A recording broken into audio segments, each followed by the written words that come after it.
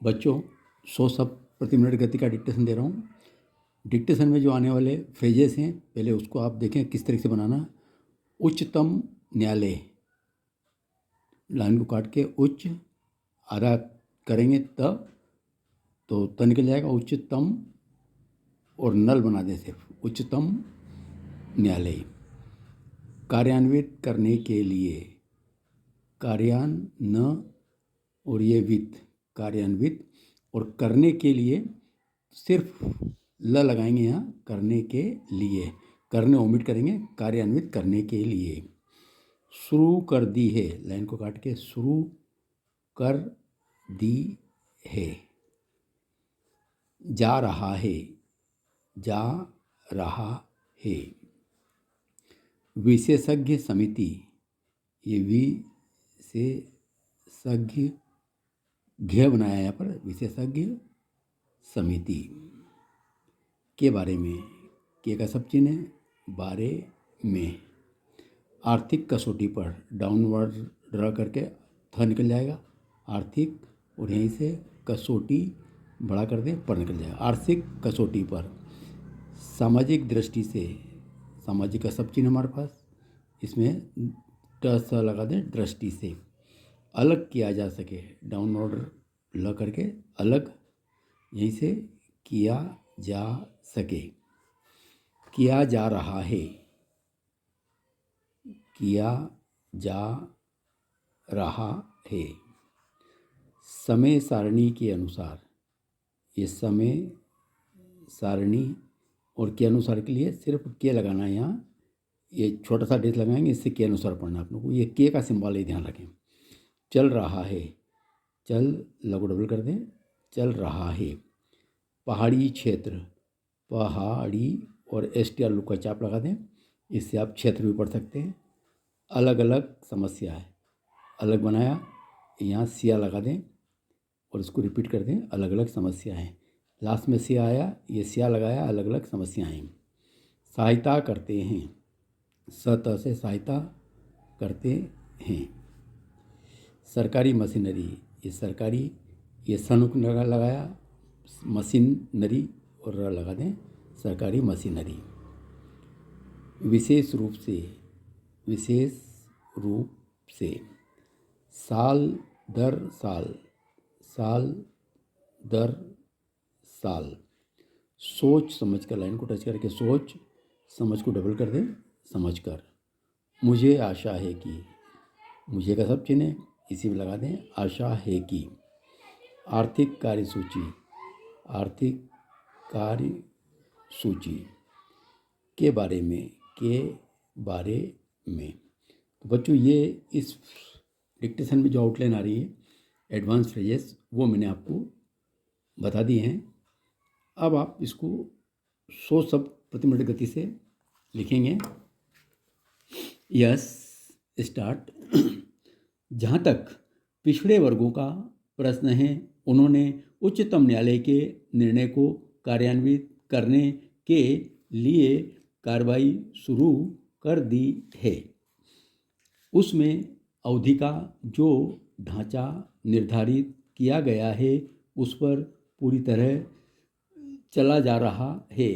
एक विशेषज्ञ समिति की गठित की गई है कि जो सरकार को यह निर्धारित करने के बारे में सलाह देगी कि किस आधार पर और किस सामाजिक व आर्थिक कसौटी पर सामाजिक दृष्टि से उन्नत व्यक्तियों और फिर फिरकों को अलग किया जा सके।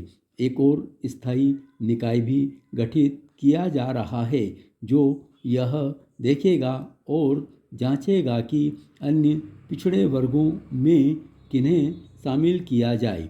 यह निकाय इस सूची में ज़रूरत से अधिक और ज़रूरत से कम पिछड़े वर्गों को शामिल करने की शिकायतों पर भी विचार करेगा। यह कार्यक्रम बिल्कुल उसके अनुरूप है जिसे उच्चतम न्यायालय ने निर्धारित किया है। इसको उच्चतम न्यायालय द्वारा निर्धारित समय के अंदर तैयार किया गया है। यह कार्यक्रम पूरी तरह समय सारणी के अनुसार चल रहा है। मैं सदन को यही बताना चाहता हूँ। इसी के साथ हमने यह भी देखा है कि पहाड़ी क्षेत्रों की, द्वीप समूहों की, रेगिस्तानी इलाकों की अपनी अपनी अलग अलग समस्याएं होती हैं। पहाड़ी इलाकों की समस्याएं रेगिस्तानी इलाकों से और विशेष कठिनाइयों वाले इलाकों की समस्याओं से बहुत ही भिन्न होती है। हमने यह भी देखा है कि तटवर्ती इलाकों की समस्याएं अन्य इलाकों की समस्याओं से बिल्कुल अलग होती हैं। चाहे तूफान हो या ज्वार भाटा हो या ऐसा और कुछ हो, भारत का समूचा तट कुछ खतरों का, कुछ प्राकृतिक विपदाओं का सामना करता रहता है। जब ज़रूरत होती है तभी हम सहायता करते हैं, परंतु किसी प्राकृतिक विपदा के बाद यह संभव नहीं होता कि पूरी हानि की भरपाई की जाए। मैंने समुद्री तूफान से पीड़ित इलाकों का दौरा किया है और ये तूफान हर वर्ष आते हैं।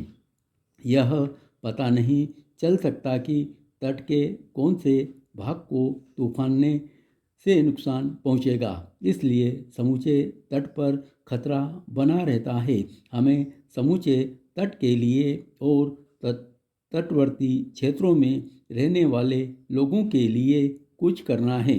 इसलिए मैं चाहूँगा कि कोई प्राधिकरण या सरकारी मशीनरी बनाई जाए जो विशेष रूप से तटवर्ती क्षेत्रों की समस्याओं पर ध्यान दे और कुछ स्थायी कदम उठाए। ऐसे कदम नहीं जो साल दर साल या मौसम वार उठाए जाते हैं।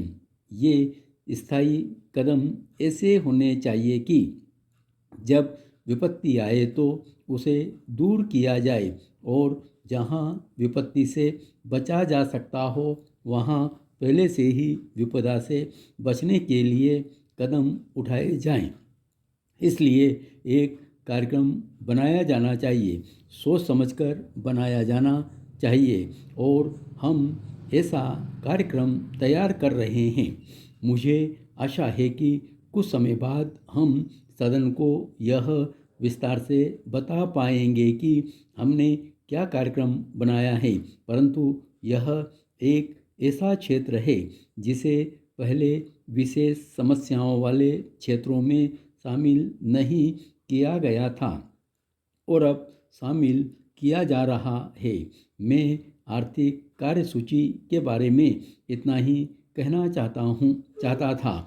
यह बात बजट में आएगी कि इस नीति के निहितार्थ क्या हैं और अन्य बातें क्या हैं, कौन सी रियायतें दी जाएंगी और कौन सी नहीं दी जाएंगी।